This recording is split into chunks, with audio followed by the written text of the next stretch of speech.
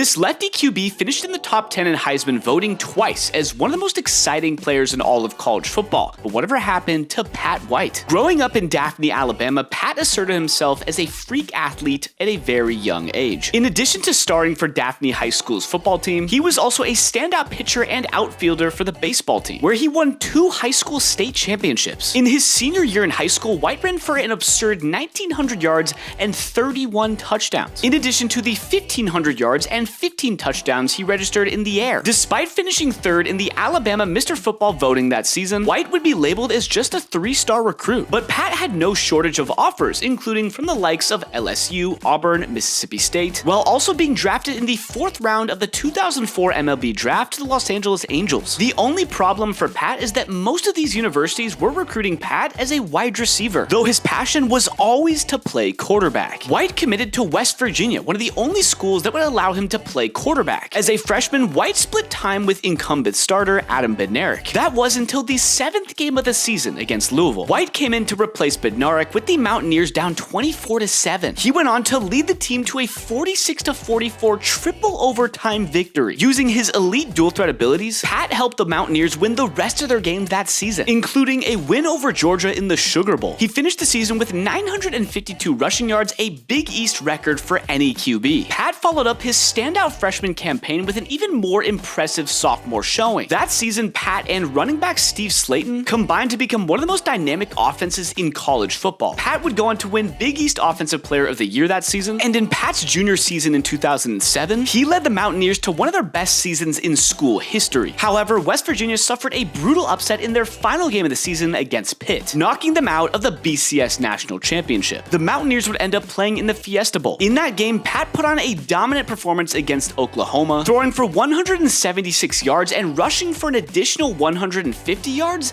in a 48-28 victory. ESPN would even rank Pat's game as one of the 10 greatest individual bowl game performances of all time. White would also finish 6th in Heisman voting that season. White would return for his senior season, where he once again put up gaudy numbers. He once again earned a top 10 finish in the Heisman race and would leave West Virginia University as the 6th winningest quarterback in NCAA history, as well as the all-time leader in rushing yards by a quarterback. Despite being one of the best collegiate QBs of all time, White was never an All-American, making him ineligible for the College Football Hall of Fame. White entered the NFL draft as one of the top quarterbacks on the board. Despite recognition as the most athletic QB prospect in the draft, many analysts and scouts were concerned about whether White had the passing ability to cut it in the NFL. White fell to the 2nd round, where he was scooped up by the Miami Dolphins with the 44th overall pick, becoming the 4th quarterback taken in that draft. The Dolphins were one of the feel-good stories of the previous season, as they relied on the Wildcat offense to lead them to an 11-5 record and a playoff berth. The Dolphins saw Pat's dual threat ability as the perfect addition to take the Wildcat offense to the next level. Dolphins GM Jeff Ireland announced prior to the season that White would compete for the starting job in addition to being used heavily in the Wildcat offense. But through the first 8 games of his rookie season, Pat struggled mightily. He attempted just 5 passes, failing to complete any of them, while running for 81 yards on 21 carries. In Week 9, Pat would suffer a nasty hit against the Steelers that would end his season. And the following year, the Dolphins would give up on the Wildcat and on White, cutting him after just 1 season. Pat had a brief stint with the United Football League in 2011, but took a 2-year hiatus after being cut just 2 months into his time with the team. He returned to the NFL with the Washington Redskins in the 2013 preseason, but would fail to make the 53-man roster. He would then spend the 2014 season in the Canadian Football League, but after just 1 year would retire from the sport. Starting in 2018, Pat spent 2 years as the quarterbacks coach for Alcorn State. He followed that up with coaching jobs at South Florida, Alabama State, and Campbell. And this past July, Pat was hired by the Chargers as an offensive assistant, a role he currently holds to this day. And despite White's disappointing pro career, he will forever be remembered as one of the most exciting dual threat quarterbacks that college football has ever seen.